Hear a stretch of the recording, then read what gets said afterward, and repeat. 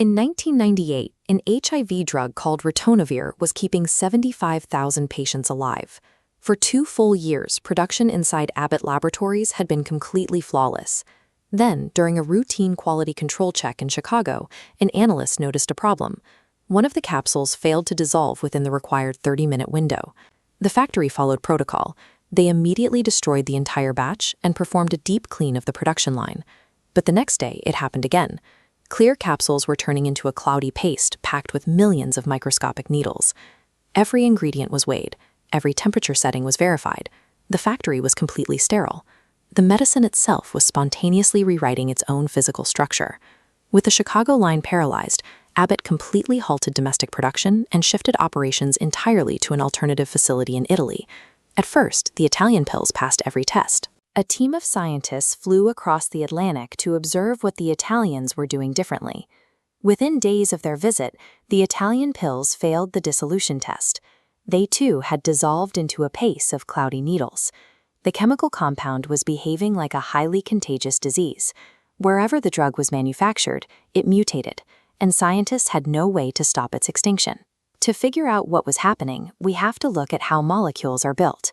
A chemical's identity is dictated by its exact recipe of atoms, but also by how those atoms are physically arranged. Molecules with the exact same ingredients but different physical arrangements are called isomers. Back in the 19th century, 2 chemists named Liebig and Wohler discovered this the hard way. They each produced a unique powder made of the identical elemental ingredients: 1 part silver, 1 part carbon, 1 part nitrogen, and 1 part oxygen. This schematic compares their 2 molecular structures side by side. Wohler's compound relied on strong double bonds, creating a highly stable, boring beige paste. Liebig's compound relied on weak single bonds, which snapped easily, making it a highly sensitive explosive. Identical atoms will create completely different physical realities, based entirely on how they bond. That rule extends beyond individual molecules. It also dictates how millions of molecules stack together to form solids, a property known as polymorphism. You see this every time you melt a candy bar. Chocolate is polymorphic.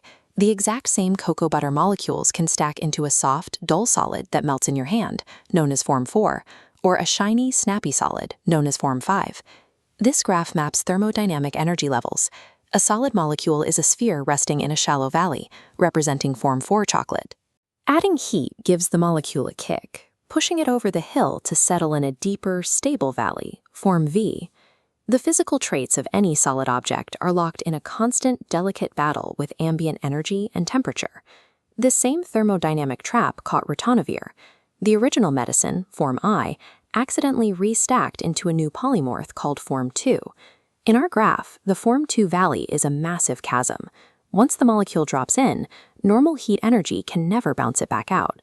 Because form 2 is so incredibly stable, it refuses to break down and dissolve in the human stomach. The drug becomes completely useless. Solid objects have succumbed to this before.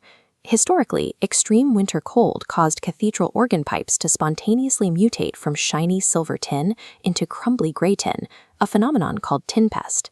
Tin pest spreads because a single speck of the mutated metal acts as a seed crystal. It immediately lowers the activation energy barrier for all the metal around it, pulling everything else down into its stable valley. The Chicago scientists unknowingly carried microscopic form 2 seed crystals on their clothes when they flew across the Atlantic. The moment they stepped inside the Italian factory, they infected the pristine European supply. There was no biological pathogen. A thermodynamic chain reaction was forcing matter into an irreversible state. No amount of money or heat could rescue Ritonavir out of the form 2 energy valley. The scientists were entirely defeated. They permanently abandoned the pill, forcing patients to rely on a worse-tasting, less tolerable liquid alternative. Over half of all known chemical compounds are polymorphic. This vulnerability is built into the architecture of almost everything we synthesize. A single rogue seed crystal, carried on a breeze or a speck of dust, could hit a factory tomorrow. It could erase a foundational drug like aspirin from existence entirely. We engineer pristine laboratories and carefully weigh out precise ingredients. Ultimately, we remain at the mercy of the invisible laws of thermodynamics. What medicine do you think the modern world takes for granted the most? Let us know in the comments.